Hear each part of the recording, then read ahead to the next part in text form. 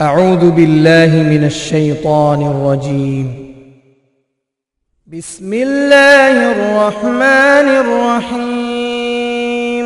السلام علیکم ناظرین، لقمان حکیم چینل کے ساتھ ایک دفعہ پھر آپ کی خدمت میں حاضر ہیں۔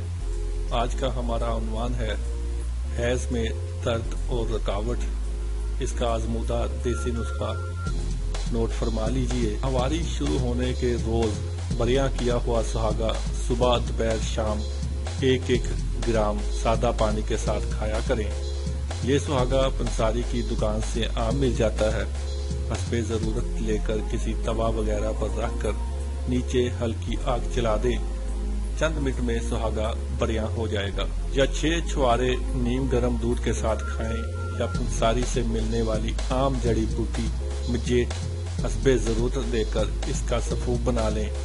یہ سفوف ایک چھوٹا چمچہ صبح دوپہر شام 3 ٹائم سادہ پانی کے ساتھ کھائیں، انشاءاللہ فائدہ ہوگا، اور حیض میں نہ تو آپ کو درد ہوگی اور نہ ہی حیض میں کوئی رکاوٹ ہوگی۔